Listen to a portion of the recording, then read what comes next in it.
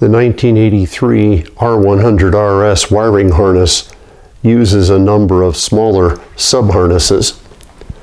This one has a connector and it goes to the clutch switch, which is activated by the clutch lever on the left handlebar. That wire runs up here and into the switch inside the perch for the clutch lever. This connection is for the brake lights, and this is the front brake light switch right here. So that can be disconnected right at this point. For the rear brake pedal, there's another little sub-harness here that runs down to the rear brake pedal switch, which is mechanically operated. It doesn't sense pressure from the rear disc brake. There's a rear sub-harness that connects here, and I've removed it.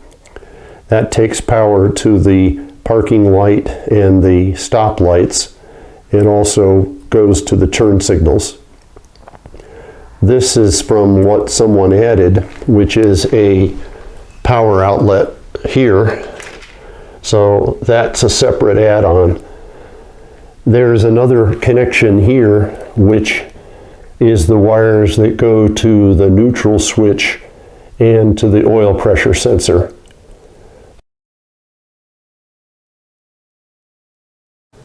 On this 1983 R100RS, there are a couple of electrical components that attach to the main frame spine tube. This is the starter relay, which plugs into a socket that's bolted here to a tab on the frame. All of the wires that are coming in and out of the socket go into the main wiring harness, with the exception of this big red wire, which is coming from the battery. This is one of the two coils, and up above it is the main wire harness, and here are several wires that are coming out. The brown wire goes to this bolt, and that's the frame ground connection. This is a green-blue wire which comes into this terminal on the coil, so that's powering the coil. And then here are two black wires that come out and go under the frame, and they connect to the second coil on this terminal here. One of those wires is coming from the electronic ignition control system. So it's that which turns power off in the coil, collapsing the field, firing the plugs through this black wire.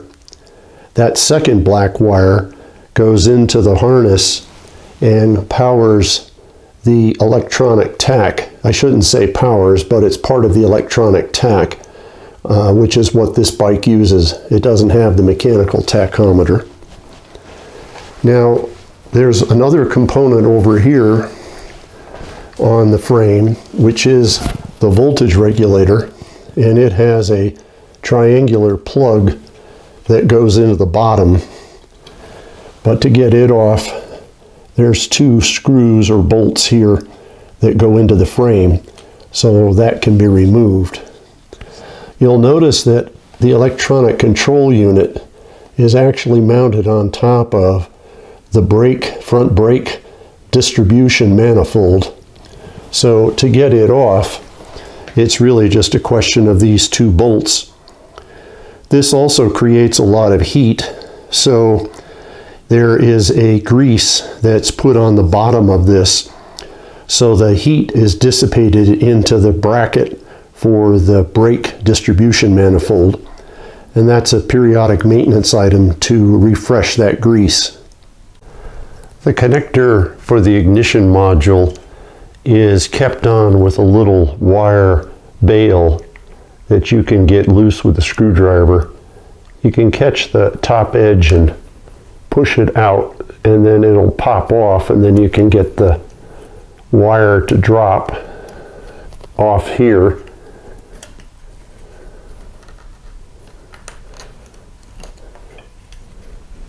Well, it's just a bail of wire, and then you can pull the connector directly off the module. Now that I have the left coil bracket off the frame, I can show a little more detail about the wiring, which is obscured by the coil. This is the main wiring harness here. And then in between the two coils is this very big wire that runs down into the engine case. This wire goes to the starter motor, and it's also connected to the output from the alternator. So it goes and becomes what is the great big wire on the plus battery terminal. So when the starter motor is engaged, a lot of current flows, and that's why this is such a big cable. Also, when the alternator is running, then this becomes the path to recharge the battery. In between the coils is a black wire, or a jumper, that connects the two inside terminals of the coils. That puts them in series, so they're 6-volt coils, which if they're in series means they'll work fine on a 12-volt circuit. This was the green-blue wire that plugged into this terminal, and then up here this was the frame ground that went into the bolt on the coil bracket, and this was the ground for the auxiliary socket, which was added to this bike, so you may not have that ground wire on your bike.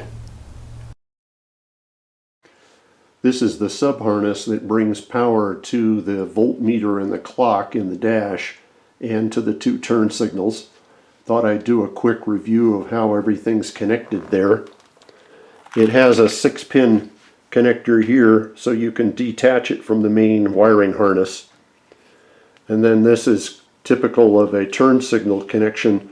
This is a rubber boot for waterproofing, keeping water out of it. Then this is the blue-red wire, and this is 2 brown ground wires. The next thing that we come to along the harness is the voltmeter. The green-black wire is where the voltage is sensed, meaning it's the power into the meter. You've got 2 brown ground wires, and then you have a gray-black wire for illuminating the instrument.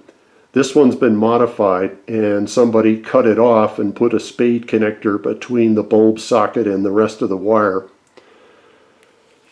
This is the connection for the parking light, and again it has the waterproof boot. Then this has 2 gray-black wires and 2 brown wires.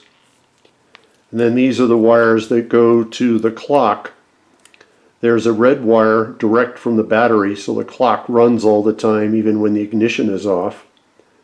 This is the gray-black wires for the bulb to illuminate the clock. This is how it should have been done on the other side. The end of the wire is soldered to the base of the socket, and then the bulb is a bayonet that just pushes in and twists. Then you have your ground wire. And then this is the other turn signal connection, but this one is your blue and black and your single ground. So that's how the sub-harness is wired.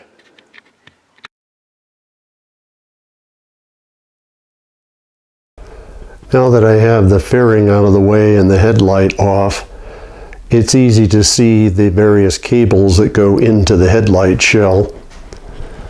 Over here on the right side, this is the ignition wiring. It goes into the bottom here. And then here is a fairly good sized cable that goes up to the right side handlebar controls. And then a second fairly good sized cable that goes up to the left side controls. On the inside, this is the headlight bulb connector. This is the turn signal relay and the headlight relay. And then here is a terminal block where all the wiring inside, for the most part, connects. There are some wires that don't connect here. This is the great big main wiring harness cable that comes in from the bottom of the shell. And its wires split to one side and the other, and then they connect to the appropriate section of the connector block. The connector block sections are color-coded, and that matches the colors on the insulation of the wires, so it makes it a lot easier to find things.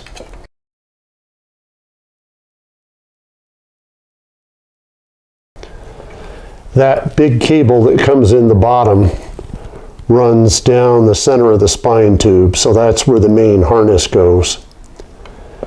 There's another cable up here that connects into the instruments, and that's for the illumination of the indicator bulbs and the illumination of the tach and the speedo, as well as the wiring for the electronic tach. And it runs essentially through the same center of the frame as the main cable. This was the cable that was the main wiring harness connection to the sub-harness that went into the fairing. So that was where the bulbs for turn signals and for the voltmeter and the clock are all connected.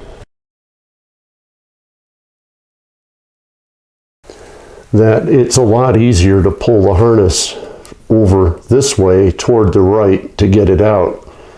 And the reason for that is that there's a bracket from the starter relay right here that kind of gets in the way of pulling all of the legs of the harness out of the frame. So the easiest thing to do is push it through the frame that way. So I'm going to pull the harness through from this side, which takes a little bit of work, but I think I can get everything to slide. This is the biggest piece, which is the socket for the starter relay, but I got that to come through, and then the rest of the wiring should slide fairly easily. There we go.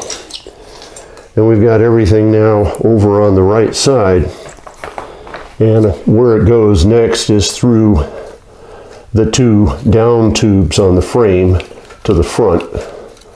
So that's where I'm headed next. So I'm just about ready to pull the harness out of the bike. The other things I had to do was remove the controls here off the handlebars, and those kind of slide in here through the forks. So they're all connected into the headlight shell, so I want to get those free and loose. And then the other thing is I removed the little screw here that holds the cable plug into the instrument cluster, and that also goes into the headlight. So I'm going to route that down and out of the way. And now mostly it's carefully pulling the harness and feeding the connectors that are on it carefully through the center, so I don't do any huge damage to anything, and basically snake it out. Of course, all the little ends on the wires and the connectors want to catch on everything, so you just have to keep sort of working at it, and then there you go. There's the whole harness, main harness, out of the bike. So success at last.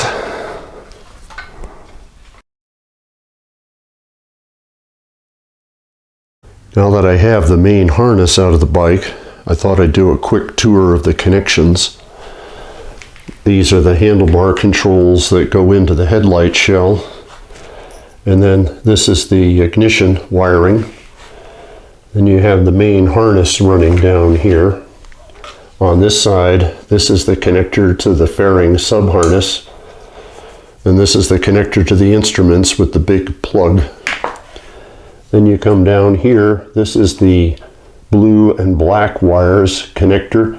The blue's to the voltage regulator, and the black is to terminal 30 of the starter relay.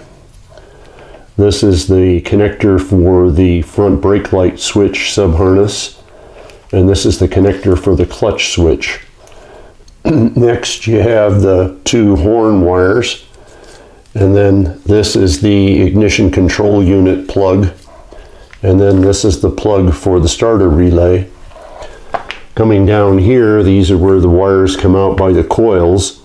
This is the green-blue wire that goes to the left coil, and then the two black wires that go to the right.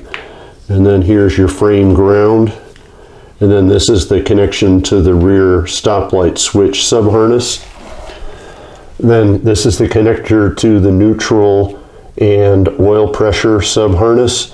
And this is the connector that goes to the rear subframe sub-harness. So that's where everything goes on the main wiring harness.